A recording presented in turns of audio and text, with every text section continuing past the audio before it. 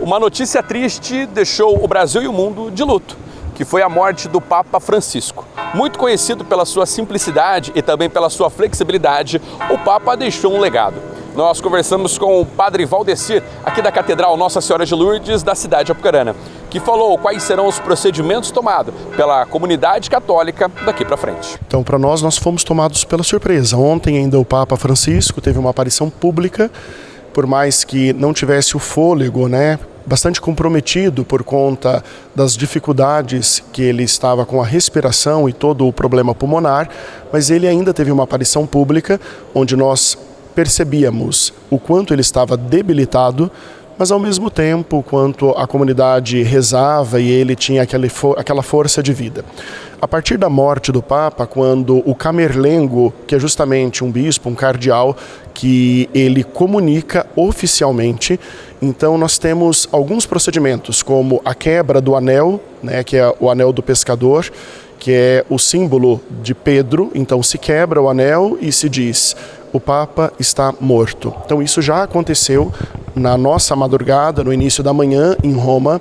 Foi anunciado pelo Camerlengo justamente a morte do Papa. A partir de agora se colocam os preparativos para os funerais, que o Papa Francisco deixou em testamento e também como nota para toda a igreja, como documento, que os funerais precisam ser simplificados, porque anteriormente os funerais eles eram ditos e dados como funerais de um chefe de Estado, como um monarca.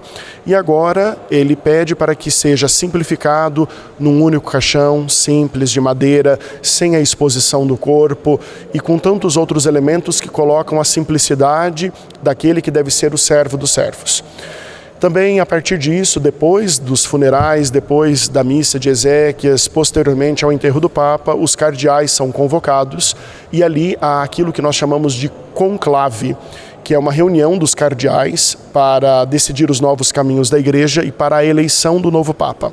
Ali eles fazem as votações, enquanto não há maioria na votação, então a fumaça, os votos que são em papéis, são queimados numa lareira dentro da Capela Sistina, e da chaminé da Capela Sistina se sai sempre a fumaça preta.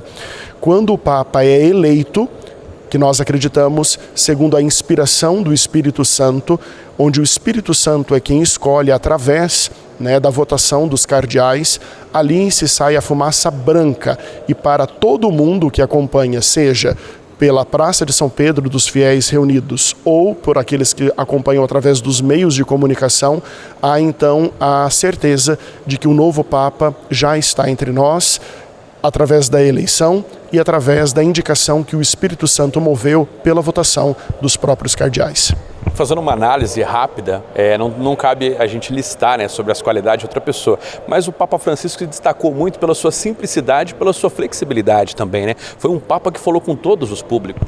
Isso, o Papa Francisco tinha um diálogo aberto e um trânsito muito intenso em todas as culturas, em todas as vias, em todos os meios, em todas as idades, com todas as classes sociais.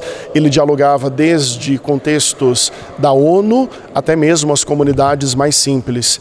Ele recebia das grandes autoridades ao povo mais simples, cumprimentava desde aqueles que estão à frente dos governos de grandes nações até as pessoas mais simples, pobres, que vinham ao seu encontro.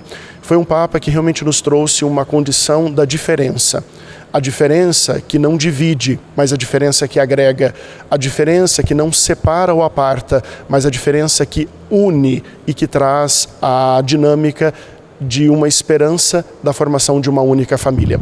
O Papa Francisco, ao longo de toda a sua vida, ele escreveu nesses anos de pontificado documentos, encíclicas que nos recordaram princípios básicos, mas que estavam esquecidos pela humanidade, como o Evangelho precisa ser vivido na alegria. Todos nós fazemos parte de uma casa comum que precisa de cuidado. A família, independente da condição, precisa ser cuidada, amada e precisa ser respeitada.